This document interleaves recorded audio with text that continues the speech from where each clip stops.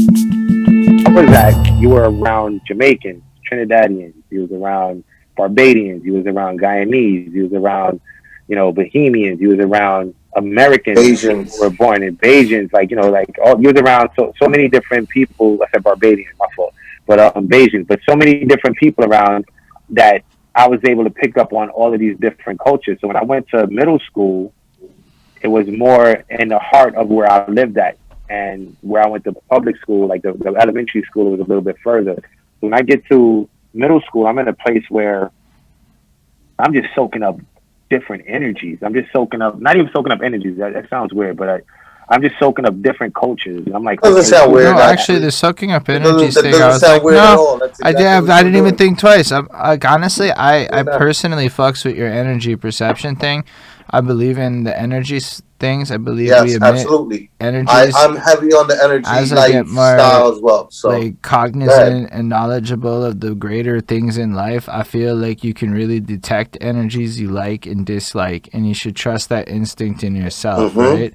So the way that you're Yeah, saying that you were aware of it, so maybe you weren't aware of it back then. Maybe that's yourself today, now going back then, but today and now hearing it, it makes all the sense in the world to me.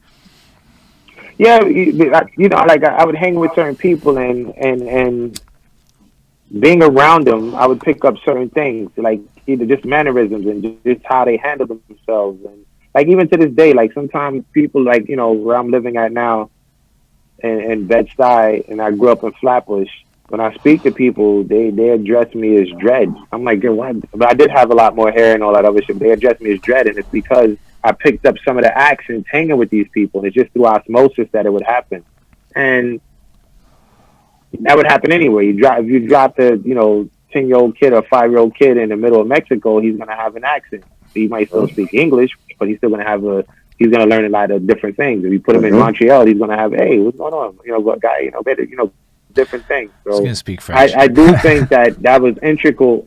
Or speak French, one of those two, or Mm-hmm. patois, whatever you want to say. But I was surrounded by people. Like in middle school, I went to middle school that they didn't have much of a music program, but I had a principal.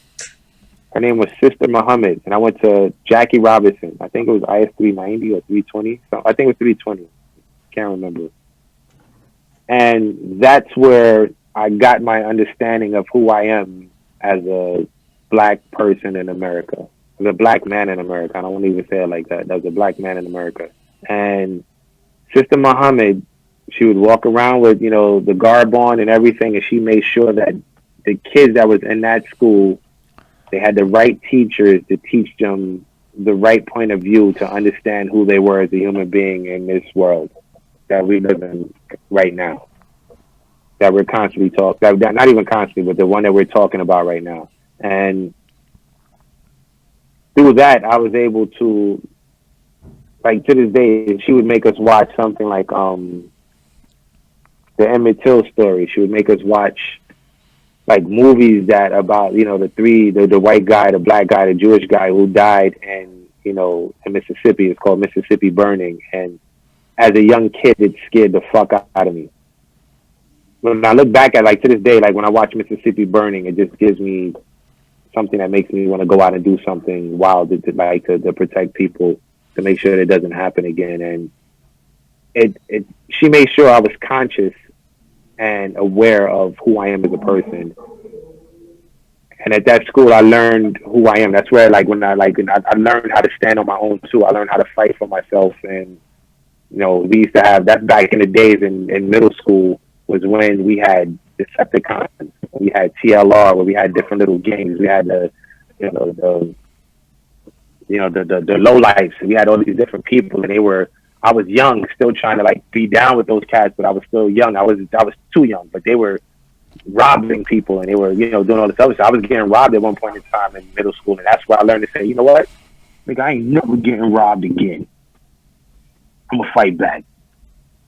And I had crazy cousins who was down with that life, and it was like, if you want nobody to bother you, got to step your game up.